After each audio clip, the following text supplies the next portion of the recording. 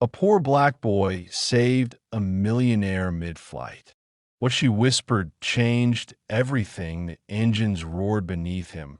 The scent of unfamiliar food wafted through the narrow aisles, and the seat belt bit uncomfortably into his tiny waist. But the boy said nothing. He just sat quietly by the window, legs swinging above the floor, eyes fixed on the sky. He was 7 years old.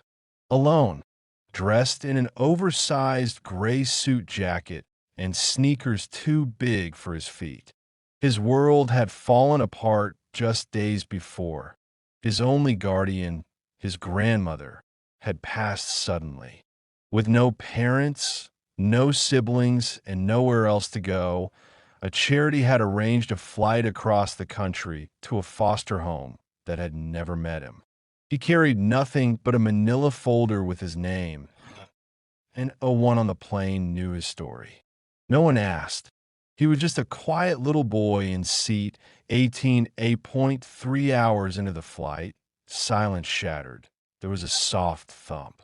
Then another dot, a woman, a white woman, elderly, maybe in her 70s, had slumped sideways in her seat. Her silvery hair veiled her pale face. Her lips hung open slightly. The man next to her panicked. "Ma'am." No response. A gasp from across the aisle. "She's not breathing." Chaos erupted. A flight attendant in a crisp blue uniform rushed forward. "Is there a doctor on board?" People looked around. No one stood up. A man sat down, shaking his head. Another pulled out his phone. Someone sobbed quietly. The attendant fumbled with an oxygen mask, but her hands trembled. "Please, someone." Then a small voice rang out. "I can do it." Heads turned. The boy, little, trembling, eyes wide, was already sprinting down the aisle, dodging elbows and luggage. He climbed onto the woman's seat. No one taught him CPR. He'd only seen it once on a TV in the shelter. But he remembered. He pressed down on her chest. "Again, again. Please don't die," he whispered through sobs. "Please wake up." No one moved. They just stared as a child, barely old enough to tie his shoes, fought to keep a stranger alive when grown adults had frozen in fear. And then at the twitch, a cough. Her eyes fluttered open. She was breathing. The cabin burst into applause and tears. The boy didn't move. He just knelt there, chest heaving, his small hands red from effort, watching her as if afraid she'd vanish if he blinked. When the plane landed for emergency medical care, she was rushed away on a stretcher, her voice barely a whisper.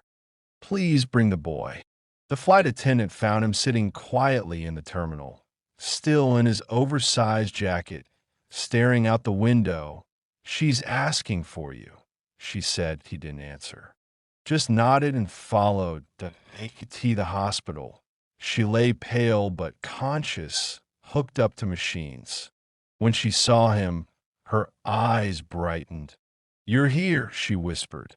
"I'm sorry I ran," he said, voice trembling. "I didn't know what to do after."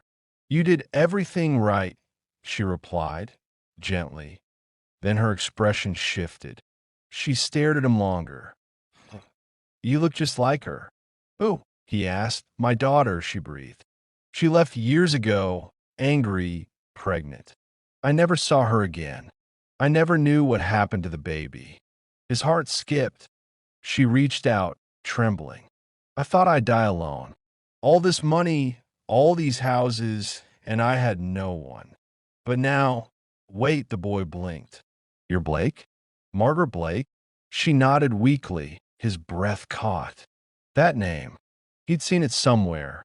Outside the room, a glossy magazine lay on a table, her face on the cover. Margaret Blake. Philanthropist. Billionaire widow. The woman behind hospital wings, schools, orphanages. "You're that lady?" "The rich one?" he asked, stunned. She smiled.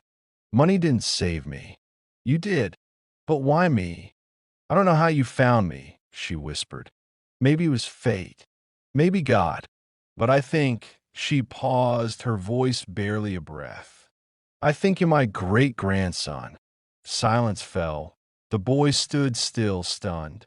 A nurse entered just then, holding a folder. Miss Blake, the DNA results just came in. She opened the file. Her hands shook. There's a 97.4% match. He really is. The boy looked between them, wide-eyed, the billionaire, alone in the world, not a boy, forgotten by it. And now family. I never had toys, he whispered, or a birthday cake, or my own bed. She took his hand gently. You will now, he cried, not because she was rich, but because for the first time in his life, he was wanted. You don't have to go to foster care, she said softly. You're coming home. Weeks later, the story swept the news. Boy saves woman on plane. Discovers she's his great-grandmother and billionaire, but the boy didn't care about headlines. All that mattered was the drawing he made, now taped beside her hospital bed. Two stick figures, one in a gray jacket, one in a blue dress. Underneath, written carefully, found each other,